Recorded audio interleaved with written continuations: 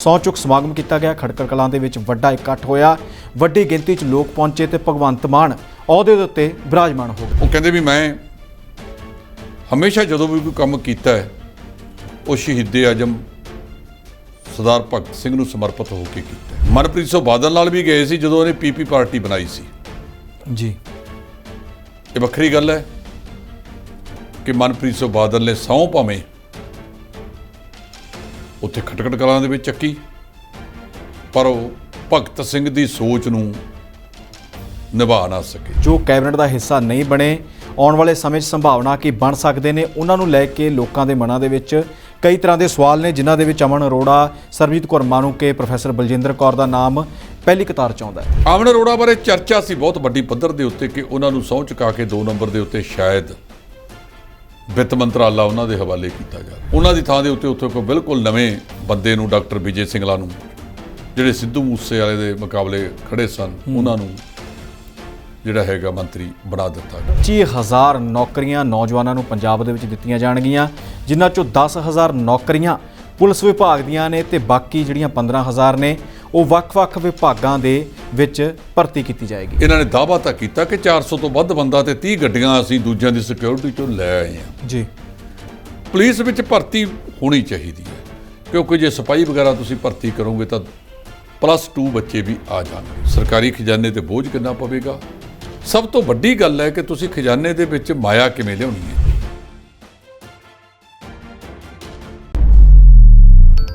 ਸਤਿ ਸ਼੍ਰੀ ਅਕਾਲ। ਸਾਡਾ ਖਾਸ ਪ੍ਰੋਗਰਾਮ ਖਬਰ ਤੋੜ ਦੇਖ ਰਹੇ ਸਾਰੇ ਦਰਸ਼ਕਾਂ ਦਾ ਮੈਂ ਧਰਮਿੰਦਰ ਸੰਧੂ ਸਵਾਗਤ ਕਰਦਾ ਹਾਂ। ਇਸ ਪ੍ਰੋਗਰਾਮ ਦੇ ਵਿੱਚ ਹਫ਼ਤੇ ਭਰ ਦੀਆਂ ਸਰਗਰਮੀਆਂ ਦੇ ਉੱਤੇ ਝਾਤ ਮਾਰਦੇ ਹਾਂ। ਇਸ ਪ੍ਰੋਗਰਾਮ ਦੇ ਵਿੱਚ ਚਰਚਾ ਕੀਤੀ ਜਾਂਦੀ ਹੈ ਕਿ ਇਸ ਹਫ਼ਤੇ ਦੇ ਵਿੱਚ ਕੀ ਖਬਰਾਂ ਆਈਆਂ, ਕੀ ਕੁਝ ਰਿਹਾ, ਖਾਸ ਤੌਰ ਦੇ ਉੱਤੇ ਸਿਆਸਤ ਦੇ ਵਿੱਚ, ਧਰਮ ਦੇ ਵਿੱਚ ਤੇ ਸਾਡੇ ਸਮਾਜ ਦੇ ਵਿੱਚ। ਸੋ ਇਸ ਪ੍ਰੋਗਰਾਮ ਦਾ ਹਿੱਸਾ ਬਣਦੇ ਨੇ ਸਾਡੇ ਨਾਲ ਸੀਨੀਅਰ ਐਡੀਟਰ ਜਸਪਾਲ ਸਿੰਘ ਢਿੱਲੋਂ ਸਾਹਿਬ ਅੱਜ ਵੀ ਸਾਡੇ ਨਾਲ ਮੌਜੂਦ ਨੇ। ਸਭ ਤੋਂ ਪਹਿਲਾਂ ਉਹਨਾਂ ਦਾ ਸਵਾਗਤ ਕਰਦੇ ਹਾਂ। ਢਿੱਲੋਂ ਸਾਹਿਬ, ਸਵਾਗਤ ਹੈ ਜੀ। ਬਹੁਤ ਬਹੁਤ ਸ਼ੁਕਰੀਆ, ਮਿਹਰਬਾਨੀ ਧਰਮਿੰਦਰ ਜੀ। ਢਿੱਲੋਂ ਸਾਹਿਬ, ਪਿਛਲੇ ਹਫ਼ਤੇ ਦੇ ਵਿੱਚ ਕਾਫੀ ਵੱਡੇ ਫੇਰ ਬਦਲ ਦੇਖਣ ਨੂੰ ਮਿਲੇ। ਇਸ ਦੇ ਚੱਲਦਿਆਂ ਸਭ ਤੋਂ ਜਿਹੜੀ ਅਹਿਮ ਖਬਰ ਉਹ ਇਹ ਹੈ ਕਿ ਪੰਜਾਬ ਨੂੰ ਨਵਾਂ ਮੁੱਖ ਮੰਤਰੀ ਮਿਲਿਆ। ਭਗਵੰਤ ਸਿੰਘ, ਮੈਂਬਰ ਪਾਰਲੀਮੈਂਟ ਭਗਵੰਤ ਸਿੰਘ ਮਾਨ, ਤੇ ਉਸ ਤੋਂ ਬਾਅਦ ਹੁਣ ਮੁੱਖ ਮੰਤਰੀ ਬਣ ਚੁੱਕੇ ਨੇ ਮੁੱਖ ਮੰਤਰੀ ਭਗਵੰਤ ਸਿੰਘ ਮਾਨ। ਸਹੁੰ ਚੁੱਕ ਸਮਾਗਮ ਕੀਤਾ ਗਿਆ। ਖਟਕੜ ਕਲਾਂ ਦੇ ਵਿੱਚ ਵੱਡਾ ਇਕੱਠ ਹੋਇਆ, ਵੱਡੀ ਗਿਣਤੀ 'ਚ ਲੋਕ ਪਹੁੰਚੇ ਤੇ ਭਗਵੰਤ ਮਾਨ ਅਹੁਦੇ ਦੇ ਉੱਤੇ ਬਿਰਾਜਮਾਨ ਹੋ ਗਏ। ਦੇਖੋ ਧਰਮਿੰਦਰ ਜੀ, ਸਭ ਤੋਂ ਪਹਿਲਾਂ 16 ਮਾਰਚ ਨੂੰ ਭਗਵੰਤ ਸਿੰਘ ਮਾਨ ਨੇ ਸਹੁੰ ਚੁੱਕੀ ਖਟਕੜ ਕਲਾਂ ਜਾ ਕੇ। ਸ਼ਹੀਦੇ ਆਜ਼ਮ ਸਰਦਾਰ ਭਗਤ ਸਿੰਘ ਦੀ ਜੀ ਜਿਹੜੀ ਜਨਮ ਭੂਮੀ ਹੈ ਜੀ, ਉਹ ਕਹਿੰਦੇ ਵੀ ਮੈਂ ਹਮੇਸ਼ਾ ਜਦੋਂ ਵੀ ਕੋਈ ਕੰਮ ਕੀਤਾ ਹੈ ਉਹ ਸ਼ਹੀਦੇ ਆਜ਼ਮ ਸਰਦਾਰ ਭਗਤ ਸਿੰਘ ਨੂੰ ਸਮਰਪਿਤ ਹੋ ਕੇ ਕੀਤਾ ਹੈ ਜੀ। ਉਹ ਇੱਕ ਵਾਰ ਮਨਪ੍ਰੀਤ ਸਿੰਘ ਬਾਦਲ ਨਾਲ ਵੀ ਗਏ ਸੀ ਜਦੋਂ ਉਹਨੇ ਪੀਪੀ ਪਾਰਟੀ ਬਣਾਈ ਸੀ ਜੀ। ਇਹ ਵੱਖਰੀ ਗੱਲ ਹੈ ਕਿ ਮਨਪ੍ਰੀਤ ਸਿੰਘ ਬਾਦਲ ਨੇ ਸਹੁੰ ਭਾਵੇਂ ਉੱਥੇ ਖਟਕੜ ਕਲਾਂ ਦੇ ਵਿੱਚ ਚੱਕੀ, ਪਰ ਉਹ ਭਗਤ ਸਿੰਘ ਦੀ ਸੋਚ ਨੂੰ ਨਿਭਾ ਨਾ ਸਕੇ। ਜੀ। ਲੋਕਾਂ ਨੂੰ ਚੇਤਾ ਆ ਗਿਆ ਕਿ ਉਹ ਤਾਂ ਤਾਇਆ ਜੀ ਨੂੰ ਜਿਤਾਉਣ ਵਾਸਤੇ ਉੱਥੇ ਗਏ ਸੀ। ਭਗਵੰਤ ਸਿੰਘ ਹੋਰੀ ਨਾਲ ਚਲੇ ਗਏ। ਭਗਵੰਤ ਸਿੰਘ ਹੋਰੀ ਵੀ ਉਦੋਂ ਲਹਿਰਾ ਬਾਬਾ ਤੋਂ ਖੜੇ, ਲਹਿਰਾ ਗਾਗਾ ਤੋਂ ਖੜੇ ਜੀ, ਤੇ ਚੋਣ ਹਾਰ ਗਏ ਸੀ। ਬਾਅਦ ਦੇ ਵਿੱਚ ਉਹ ਜਲਾਲਾਬਾਦ ਸੁਖਬੀਰ ਸਿੰਘ ਬਾਦਲ ਦੇ ਮੁਕਾਬਲੇ ਵੀ 2017 ਦੇ ਵਿੱਚ ਖੜੇ ਸੀ ਤੇ ਚੋਣ ਹਾਰ ਗਏ। ਲੇਕਿਨ ਆਪਣੇ ਲੋਕ ਸਭਾ ਹਲਕਾ ਸੰਗਰੂਰ ਤੋਂ ਉਹ 2 ਵਾਰ ਬਹੁਤ ਹੀ ਸ਼ਾਨਦਾਰ ਤਰੀਕੇ ਨਾਲ ਜੀ ਮੈਂਬਰ ਪਾਰਲੀਮੈਂਟ ਬਣੇ। ਭਗਵੰਤ ਸਿੰਘ ਨੇ ਉੱਥੇ ਸਹੁੰ ਚੁੱਕੀ ਤੇ ਨਾਲ ਸੁਨੇਹਾ ਦਿੱਤਾ ਕਿ ਹੁਣ ਭਗਤ ਸਿੰਘ ਦੀ ਸੋਚ ਤੇ ਪਹਿਰਾ ਦੇਵਾਂਗੇ। ਜੀ।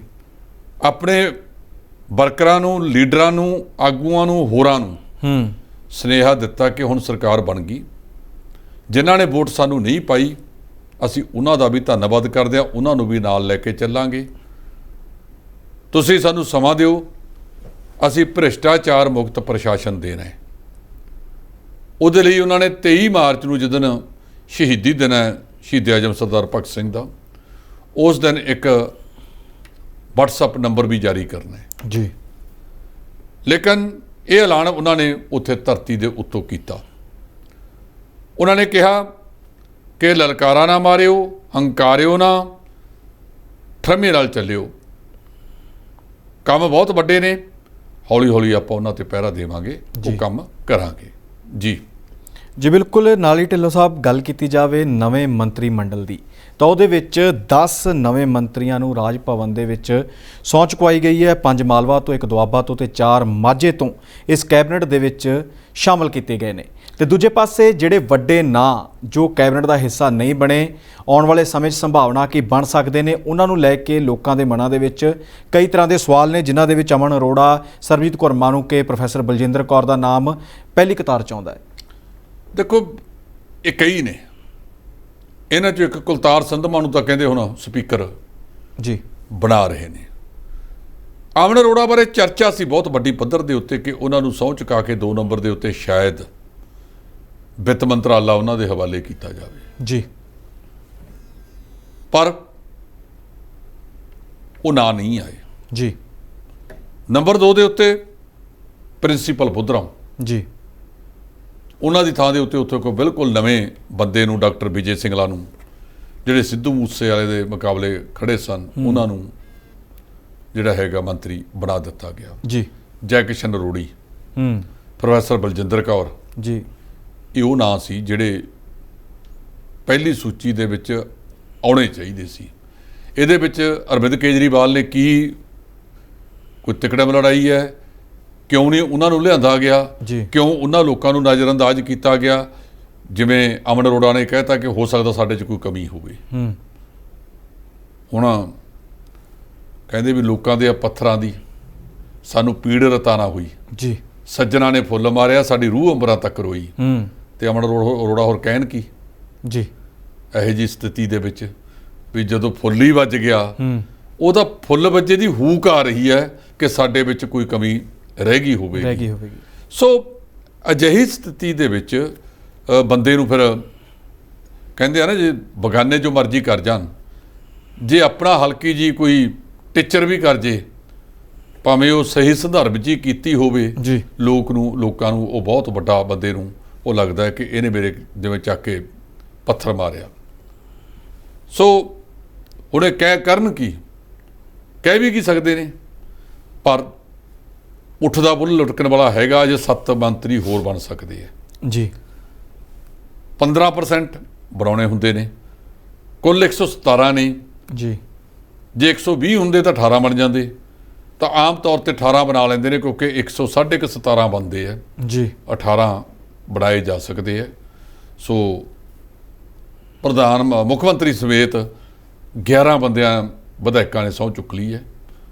ਸੋ ਇਸ ਕਰਕੇ ਅਸੀਂ ਕਹਿ ਸਕਦੇ ਹਾਂ ਕਿ ਉਹਨਾਂ ਦੇ ਵਿੱਚ ਪਤਾ ਨਹੀਂ ਕਿਉਂ ਅੱਜ ਵਿਧਾਇਕਾਂ ਨਾਲ ਗੱਲ ਵੀ ਕਰਨੀ ਹੈ, ਲੇਕਿਨ ਜੇ ਕਿਤੇ ਅਗਲੇ ਸਮੇਂ ਦੇ ਵਿੱਚ ਨਿਊਟਨ ਦਾ ਤੀਜਾ ਦਾ ਲੱਗ ਗਿਆ ਹੈ, ਅੱਜ ਤੁਸੀਂ 92 ਲੈ ਕੇ ਸਭ ਤੋਂ ਵੱਧ ਪਾਰਟੀ ਬਣਾਈ ਹੈ, ਜੇ ਤੁਸੀਂ ਸਾਰਿਆਂ ਨੂੰ ਨਾਲ ਲੈ ਕੇ ਨਹੀਂ ਚੱਲੋਗੇ ਤਾਂ ਕਿਸੇ ਵੇਲੇ ਬਿੱਲੀ ਰਾਹ ਵੀ ਕੱਟ ਦਿੰਦੀ ਹੁੰਦੀ ਹੈ। ਸੋ ਸਾਰਿਆਂ ਨੂੰ ਕਿਵੇਂ ਸੰਤੁਸ਼ਟ ਰੱਖਣਾ, ਆਪਾਂ ਪਹਿਲੇ ਦਿਨ ਹੀ ਗੱਲ ਕੀਤੀ ਸੀ ਜਦੋਂ ਆਪਾਂ ਲਾਈਵ ਕਰ ਰਹੇ ਸੀ, ਬਿਲਕੁਲ ਜੀ, ਕਿ 92 ਵਿਧਾਇਕਾਂ ਨੂੰ ਨਾਲ ਲੈ ਕੇ ਚੱਲਣਾ ਖਾਲਾ ਜੀ ਦਾ ਵਾੜਾ ਨਹੀਂ, ਵੱਡਾ ਬਹੁਮਤ ਹੈ, ਬਹੁਤ ਵੱਡਾ ਔਖਾ ਕੰਮ ਹੁੰਦਾ ਹੈ। ਅਜੇ 6 ਮਹੀਨੇ ਤਾਂ ਸਾਰਿਆਂ ਨੇ ਦੇਖਣਾ ਕਿਉਂਕਿ ਹਨੀਮੂਨ ਪੀੜ ਹੈ।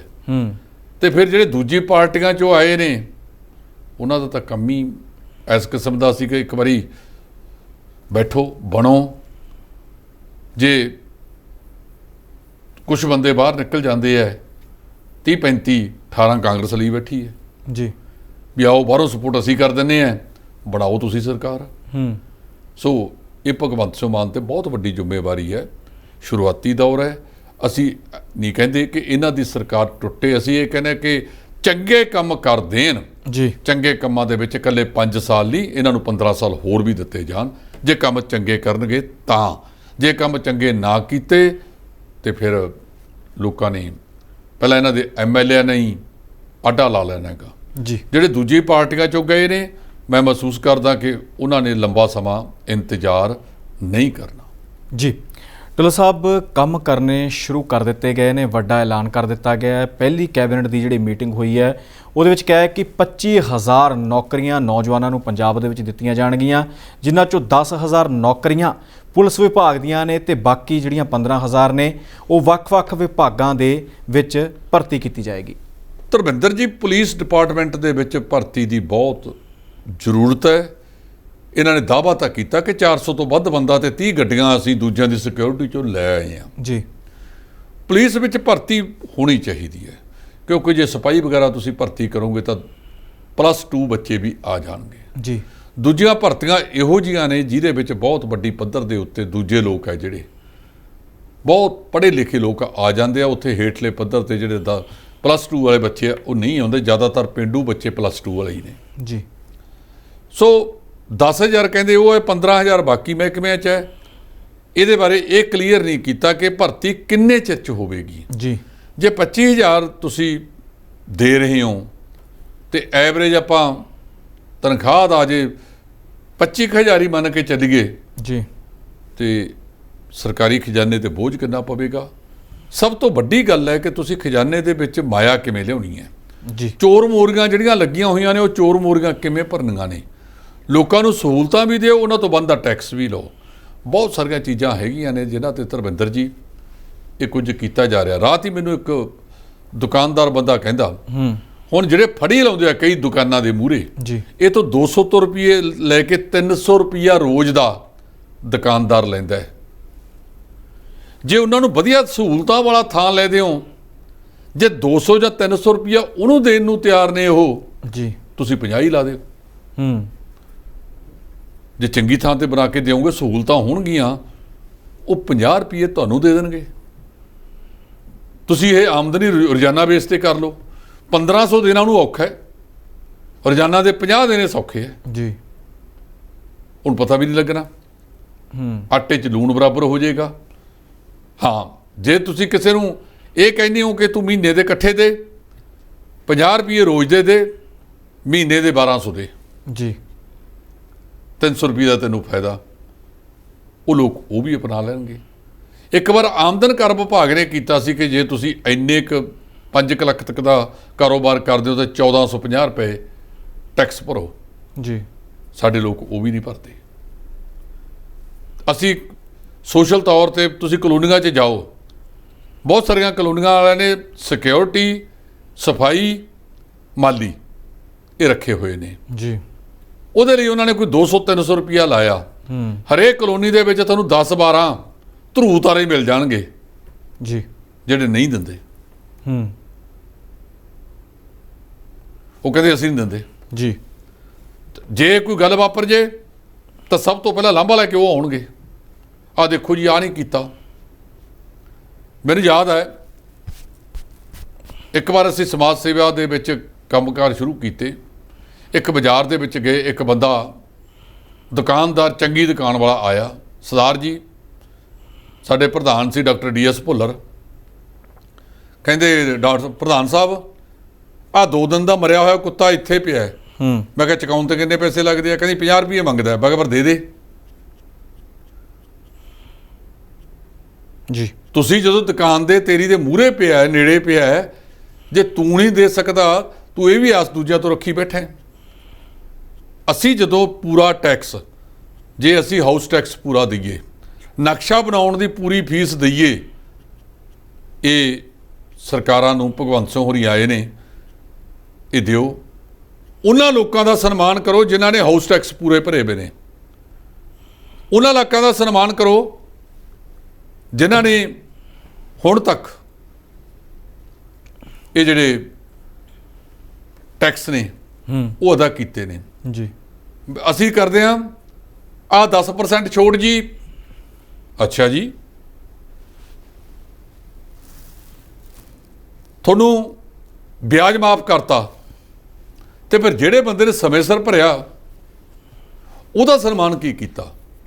ਇਹ ਨਗਰ ਨਿਗਮ ਨੂੰ, ਇਨਕਮ ਟੈਕਸ ਵਾਲਿਆਂ ਨੂੰ, ਜਿਹੜੇ ਦੂਜੇ ਟੈਕਸ ਆ ਉਹਨਾਂ ਨੂੰ ਚਾਹੀਦਾ ਕਿ ਜਿਹੜਾ ਬੰਦਾ ਸਹੀ ਰੂਪ ਦੇ ਵਿੱਚ ਟੈਕਸ ਭਰਦਾ ਹੈ, ਬਿਜਲੀ ਨਿਗਮ ਉਹਨਾਂ ਲੋਕਾਂ ਨੂੰ ਰਿਆਇਤ ਦੇਵੇ ਜਿਨ੍ਹਾਂ ਨੇ ਪਿਛਲੇ 5 ਸਾਲ ਦੇ ਵਿੱਚ, 10 ਸਾਲ ਦੇ ਵਿੱਚ ਕਦੇ ਆਪਣਾ ਬਿਜਲੀ ਦਾ ਬਿੱਲ ਲੇਟ ਨਹੀਂ ਕੀਤਾ।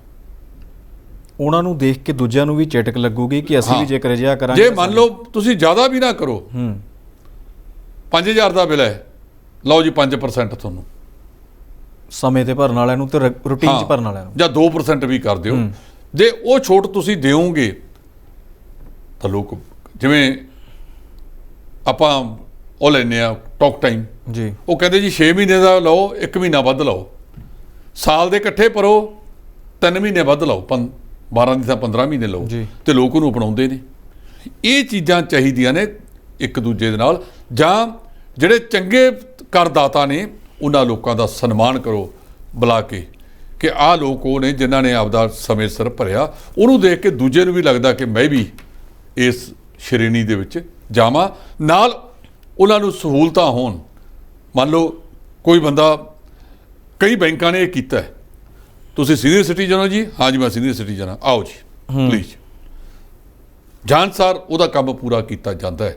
ਜੇ ਉਸ ਬੰਦੇ ਨੂੰ ਤੁਸੀਂ ਸਤਿਕਾਰ ਵਾਲੀ ਸ਼੍ਰੇਣੀ 'ਚ ਲਿਜਾਓਗੇ ਤਾਂ ਨਾਲ ਦੂਜੇ ਨੂੰ ਵੀ ਲੱਗਦਾ। ਮੈਨੂੰ ਯਾਦ ਹੈ ਅਸੀਂ ਪੜ੍ਹਦੇ ਹੁੰਦੇ ਸੀ, 5ਵੀਂ ਤੱਕ ਇਨਾਮ ਵੰਡ ਸਮਾਰੋਹ ਹੋਇਆ ਜੀ। ਉਹਨਾਂ ਨੇ 5ਵੀਂ ਦੀ ਸ਼੍ਰੇਣੀ ਵਾਲਿਆਂ ਨੂੰ ਕੀਤਾ, ਅਸੀਂ ਟੀਚਰ ਸਾਹਿਬਾਨ ਨੂੰ ਰਿਕੁਐਸਟ ਕੀਤੀ ਕਿ ਸਰ ਜਿਹੜੇ ਫਸਟ ਸੈਕੰਡ ਥਰਡ ਆਉਂਦੇ ਆ ਸਾਰਿਆਂ ਦੀ ਕਰ ਦਿਆ ਕਰੋ। ਸਾਡੇ ਹੈਡਮਾਸਟਰ ਸਾਹਿਬ ਸੀਗੇ, ਉਹ ਇਹ ਗੱਲ ਨੂੰ ਮੰਨ ਗਏ। ਉਹ ਕਹਿੰਦੇ ਯਾਰ ਤੁਹਾਡੀ ਗੱਲ ਤਾਂ ਬਹੁਤ ਵਧੀਆ ਹੈਗੀ। ਉਹਨਾਂ ਨੇ ਸ਼ੁਰੂ ਕਰ ਲਿਆ। ਪਹਿਲੇ ਵਾਰ 3 ਬੰਦੇ ਆਏ, ਉਹਨਾਂ ਦੇ ਕੰਪੀਟੀਸ਼ਨ ਦੇ ਵਿੱਚ 3 ਉਹ ਬੰਦੇ ਆ ਗਏ ਜਿਹੜੇ 50 ਤੋਂ ਥੱਲੇ ਸੀ ਜੀ। ਉਹਨਾਂ ਨੇ ਇੰਨੀ ਕੁ ਮਿਹਨਤ ਕੀਤੀ ਅਗਲੀ ਵਾਰ ਕਿ ਉਹ ਦੂਜਿਆਂ ਨੂੰ ਪਾਰ ਕਰਕੇ ਚਲੇ ਗਏ। ਇਹ ਮੁਕਾਬਲੇਬਾਜ਼ੀ ਹੁੰਦੀ ਹੈ ਜੀ।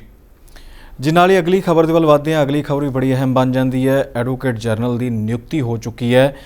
ਅਨਮੋਲ ਰਤਨ ਸਿੱਧੂ ਨੂੰ ਇਸ ਅਹੁਦੇ ਦੇ ਉੱਤੇ ਨਿਯੁਕਤ ਕਰ ਦਿੱਤਾ ਗਿਆ। ਕੌਣ ਨੇ ਅਨਮੋਲ ਰਤਨ ਸਿੱਧੂ ਤੇ ਕਿਸ ਤਰ੍ਹਾਂ ਦਾ ਉਹਨਾਂ ਦਾ ਜਿਹੜਾ ਪੁਰਾਣਾ ਪਿਛੋਕੜ ਹੈ? 1963 'ਚ ਪੈਦਾ ਹੋਏ। 1985 'ਚ ਉਹਨਾਂ ਨੇ ਪ੍ਰੈਕਟਿਸ ਸ਼ੁਰੂ ਕਰਤੀ ਸੀ ਜੀ। ਅਨਮੋਲ ਰਤਨ ਸਿੱਧੂ ਇੱਕ ਬਹੁਤ ਵੱਡਾ ਨਾਂ ਆ, ਇਮਾਨਦਾਰੀ ਵਾਲਾ ਨਾਂ ਆ ਜੀ। ਪੰਜਾਬ ਤੇ ਹਰਿਆਣਾ ਬਾਰ ਕੌਂਸਲ ਦੇ ਚੇਅਰਮੈਨ ਵੀ ਰਹੇ ਨੇ ਜੀ। ਉਹ 2008 ਤੋਂ ਲੈ ਕੇ 14 ਤੱਕ ਸਹਾਇਕ ਸੋਲਿਸਿਟਰ ਜਨਰਲ ਸੁਪਰੀਮ ਕੋਰਟ ਦੇ ਵਿੱਚ ਵੀ ਰਹੇ, ਐਡੇ ਵੱਡੇ ਅਹੁਦੇ ਤੇ। 1993 ਦੇ ਵਿੱਚ ਉਹ ਡਿਪਟੀ ਐਡਵੋਕੇਟ ਜਨਰਲ ਬਣ ਗਏ ਸੀਗੇ ਪੰਜਾਬ ਦੇ।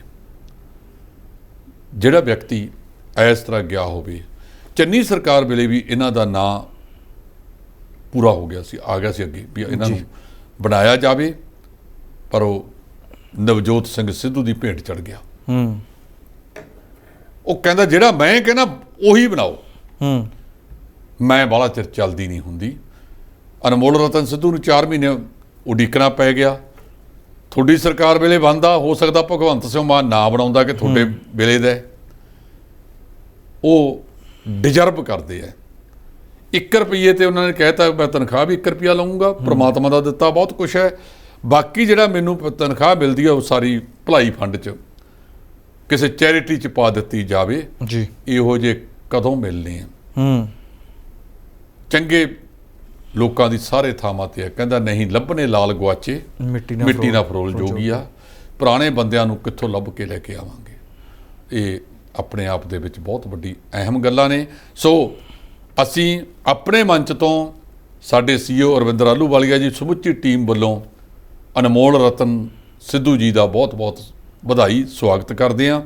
ਔਰ ਉਮੀਦ ਹੈ ਕਿ ਜਿਹੜੀਆਂ ਪ੍ਰਮੁੱਖ ਮੰਗਾਂ ਨਹੀਂ ਹੈਗੀਆਂ, ਜਿਹੜੇ ਪ੍ਰਮੁੱਖ ਕੇਸ ਨੇ ਅੜੇ ਪਏ ਨੇ ਸੁਪਰੀਮ ਕੋਰਟ ਦੇ ਵਿੱਚੋਂ, ਬੇਅਦਬੀ ਮਾਮਲੇ ਨਾਲ ਕੀ ਹਾਈ ਕੋਰਟ 'ਚੋਂ ਕੀ ਵਾਪਰਿਆ, ਨਸ਼ੇ ਵਾਲੇ ਮੁੱਦੇ 'ਚ ਕੀ ਵਾਪਰਿਆ, ਇਹ ਵੀ ਚਰਚਾ ਹੈ ਕਿ ਨਸ਼ੇ ਵਾਲੇ ਮੁੱਦੇ ਦੇ ਵਿੱਚ ਜਿਹੜੀ ਬਲਰਾਜ ਸਿੰਘ AIG ਵਾਲੀ ਸਿੱਟ ਹੈ ਉਹ ਬਦਲੀ ਜਾ ਸਕਦੀ ਹੈ ਜੀ।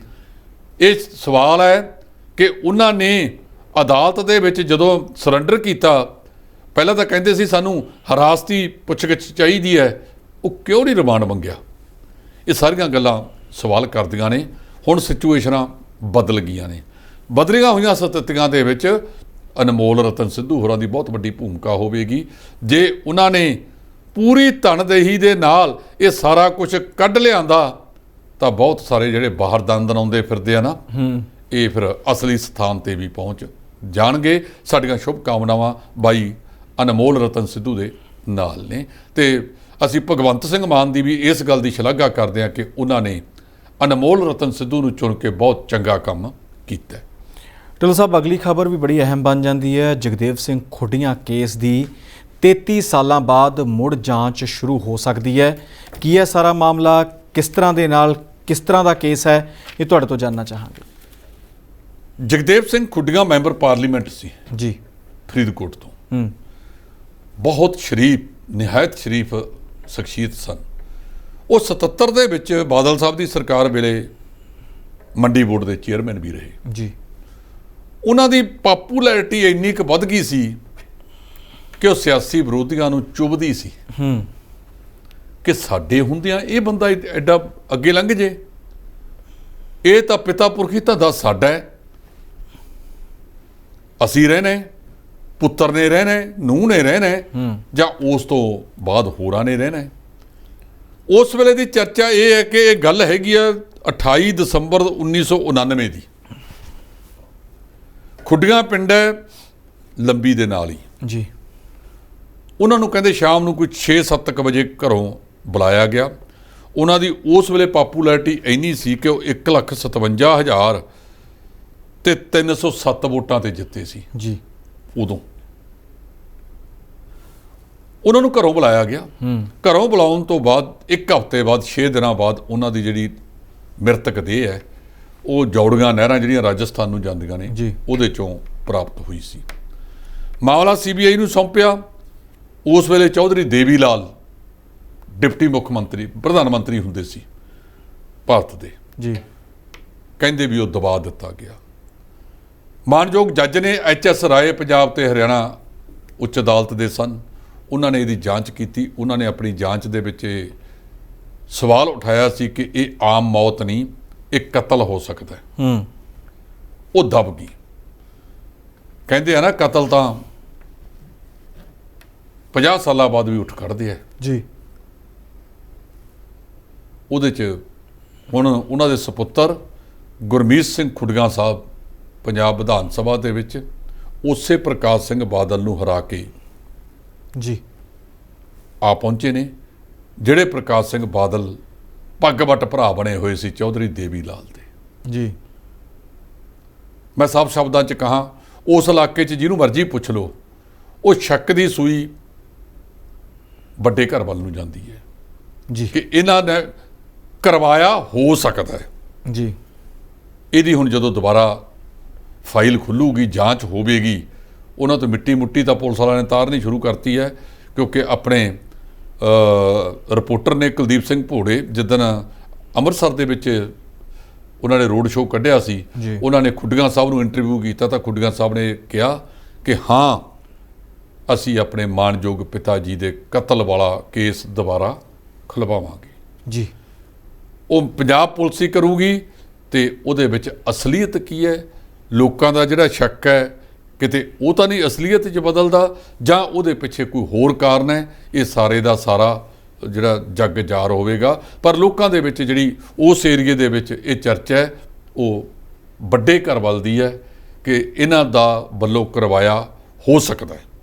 ਇਹ ਨਹੀਂ ਹੈ ਵੀ ਕਰਵਾਇਆ ਜੀ, ਕਰਵਾਇਆ ਹੋ ਸਕਦਾ ਹੈ, ਇਹ ਗੱਲ ਦੀ ਹੈ। ਹੁਣ ਜਦੋਂ ਇਹਦੀ ਜਾਂਚ ਹੋਵੇਗੀ ਤਾਂ ਦੁੱਧ ਦਾ ਦੁੱਧ ਪਾਣੀ। ਜੇ ਜਾਂਚ ਜਿਹੜੇ ਬੰਦੇ ਕੋਲ ਗ੍ਰਹਿ ਭਾਵ ਹੋਵੇਗਾ ਉਹ ਕਿਸੇ ਇਮਾਨਦਾਰ ਸ਼ਖਸੀਅਤ ਨੂੰ ਦੇ ਦੇਣ। ਬਹੁਤ ਪੁਲਿਸ ਅਧਿਕਾਰੀ ਹੈਗੇ ਆ ਜਿਹੜੇ ਬਹੁਤ ਇਮਾਨਦਾਰ ਨੇ ਤੇ ਇਹਨਾਂ ਸਰਕਾਰਾਂ ਨੇ ਉਹਨਾਂ ਨੂੰ ਖੂੰਜੇ ਲਾ ਕੇ ਰੱਖਿਆ।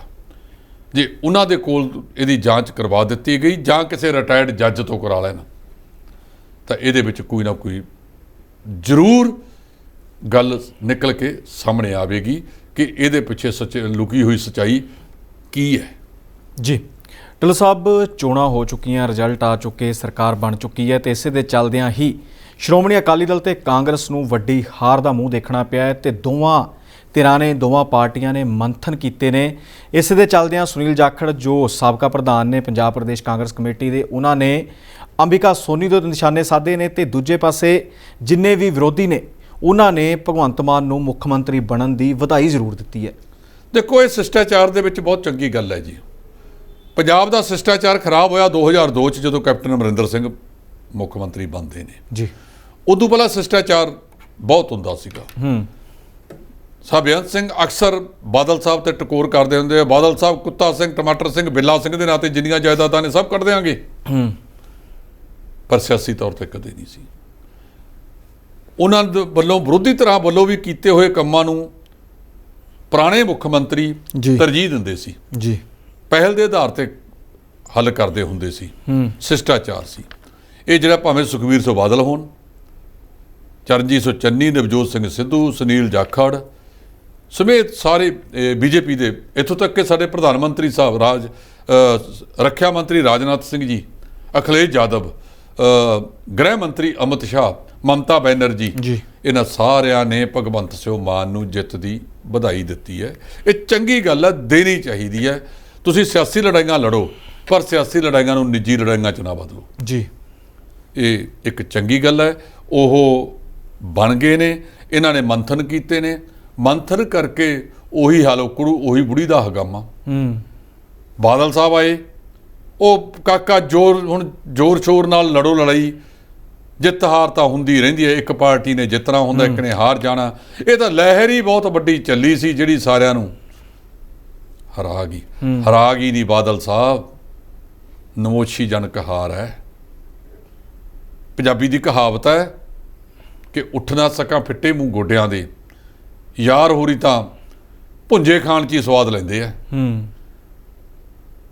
ਜੇ ਤੁਹਾਡੇ ਵਰਗਾ ਆਗੂ ਆਹ ਕੁਛ ਕਹਿੰਦਾ ਹੈ, ਜੇ ਤੁਸੀਂ 2017 ਦੇ ਵਿੱਚ ਮੰਥਨ ਸਹੀ ਰੂਪ 'ਚ ਕਰ ਲਿਆ ਹੁੰਦਾ, ਅਕਾਲੀ ਦਲ ਹਾਸ਼ੀਏ ਤੇ ਕਿਉਂ ਗਿਆ, ਉਹਨਾਂ ਕਾਰਨਾਂ ਦੇ ਉੱਤੇ ਬਹਿ ਕੇ ਕੋਈ ਪਰਚਾ ਸਿਰ ਜੋੜ ਕੇ ਗੱਲ ਕਰ ਲੈਂਦੇ, ਤਾਂ ਅੱਜ 3 ਸੀਟਾਂ ਤੇ ਸਿਮਟਣਾ ਨਹੀਂ ਸੀ ਪੈਣਾ।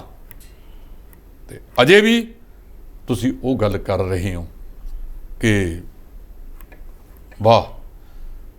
ਸੋ ਕਾਂਗਰਸ ਕਹਿੰਦੀ ਹੈ ਇੱਕ ਦੂਜੇ ਨੇ ਹਰਾਇਆ। ਕਾਂਗਰਸੀਆਂ ਨੇ ਇੱਥੋਂ ਤੱਕ ਕਰਤਾ ਕਿ ਤੁਸੀਂ ਲੋੜ ਹੀ ਨਹੀਂ ਤੁਹਾਡੀ ਸਾਨੂੰ ਜੀ। ਉਹ ਕਹਿੰਦੇ ਵੀ ਅਸੀਂ ਤੈਨੂੰ ਘੋੜੀ ਚੜਾਉਣਾ ਚਾਹੁੰਦੇ ਹਾਂ, ਉਹ ਕਹਿੰਦਾ ਮੈਂ ਤੈਨੂੰ ਸਮੁੰਦਰੋਂ ਪਾਰ ਛੱਡਣਾ ਚਾਹੁੰਦਾ ਜੀ। ਇਹ ਕਾਂਗਰਸੀਆਂ ਨੇ ਆਪਸ ਵਿੱਚ ਦੀ ਕਾਟੋ ਕਲੇਸ਼ ਨੇ।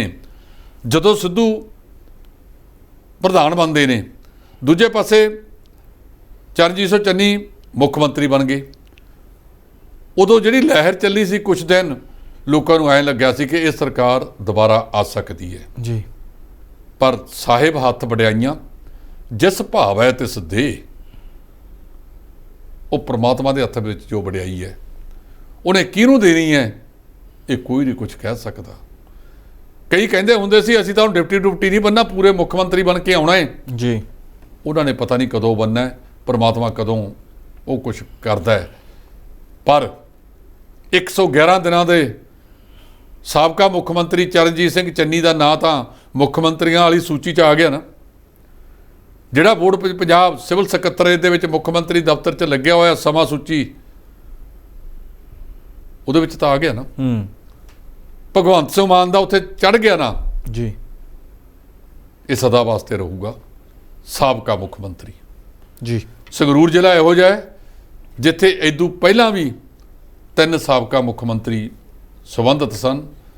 ਬਾਬੂ ਬ੍ਰਿਸ਼ਪਾਨ, ਸੁਰਜੀਤ ਸਿੰਘ ਬਰਨਾਲਾ, ਬੀਬੀ ਰਜਿੰਦਰ ਕੌਰ ਭੱਠਲ, ਚੌਥੇ ਹੁਣ ਹੋ ਗਏ ਭਗਵੰਤ ਮਾਨ। ਸੋ ਇਹ ਸਾਰਾ ਕੁਝ ਉਸ ਵੇਲੇ ਦਾ ਹੈ।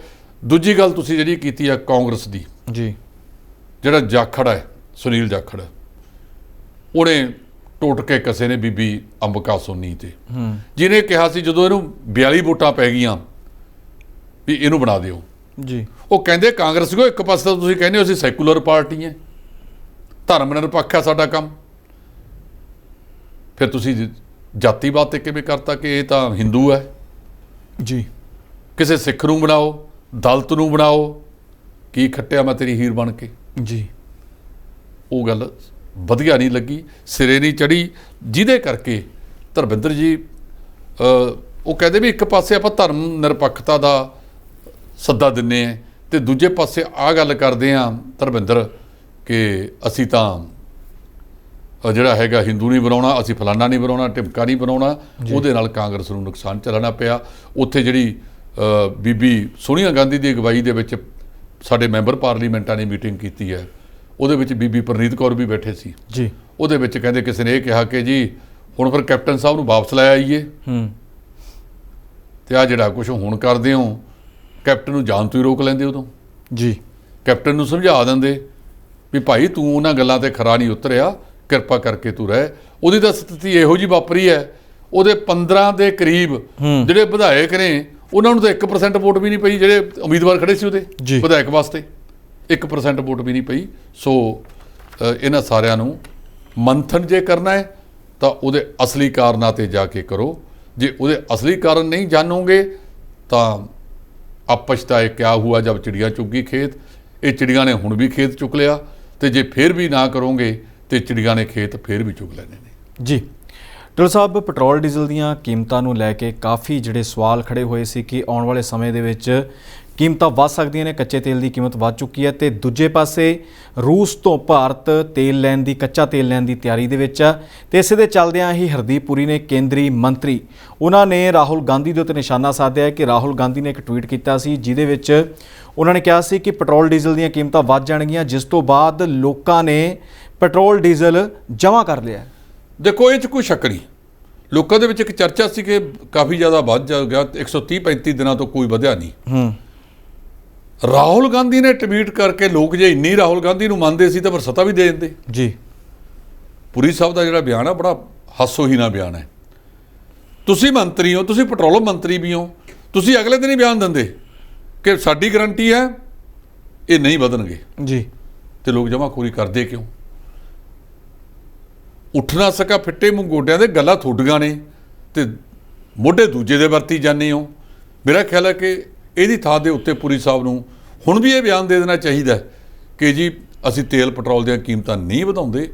ਜੇ $132 ਪ੍ਰਤੀ ਬੈਰਲ ਮਨਮੋਹਨ ਸਿੰਘ ਦੀ ਸਰਕਾਰ ਵੇਲੇ 2013 'ਚ ਕੀਮਤਾਂ ਸੀ ਤੇ ਡੀਜ਼ਲ ਸੀਗਾ 50 ਤੋਂ ਥੱਲੇ ਜੀ ਤੇ ਪੈਟਰੋਲ ਸੀ 60 ਰੁਪਏ ਦੇ ਨੇੜੇ ਤੇੜੇ, ਉਦੋਂ ਹੋ ਸਕਦਾ ਸੀ।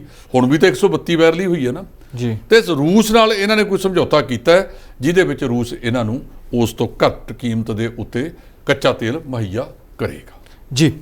ਤੇ ਨਾਲ ਹੀ ਅਗਲੀ ਖਬਰ ਵੀ ਕਿਸਾਨ ਜਥੇਬੰਦੀਆਂ ਦੇ ਨਾਲ ਜੁੜੀ ਹੋਈ ਹੈ। ਕਿਸਾਨ ਜਥੇਬੰਦੀਆਂ ਵੱਲੋਂ ਇੱਕ ਵਾਰ ਮੁੜ ਮੋਰਚਾ ਖੋਲ੍ਹਣ ਦੀ ਤਿਆਰੀ ਹੈ, ਉਹ ਵੀ ਪੰਜਾਬ ਸਰਕਾਰ ਦੇ ਖਿਲਾਫ। ਕਰਜ਼ਾ ਮਾਫੀ ਨੂੰ ਲੈ ਕੇ ਰੁਲਦੂ ਸਿੰਘ ਮਾਨਸਾ ਹੋਰੀ ਬਿਆਨ ਦੇ ਚੁੱਕੇ ਨੇ, ਐਲਾਨ ਕਰ ਚੁੱਕੇ ਨੇ ਕਿ ਅਸੀਂ 23 ਮਾਰਚ ਤੋਂ ਸੰਘਰਸ਼ ਸ਼ੁਰੂ ਕਰ ਦਿਆਂਗੇ। 23 ਮਾਰਚ ਇਸ ਕਰਕੇ ਕਿਹਾ ਗਿਆ ਕਿਉਂਕਿ ਸ਼ਹੀਦੀ ਆਜ਼ਮ ਸਰਦਾਰ ਭਗਤ ਸਿੰਘ ਦਾ ਸ਼ਹੀਦੀ ਦਿਨ ਹੈ।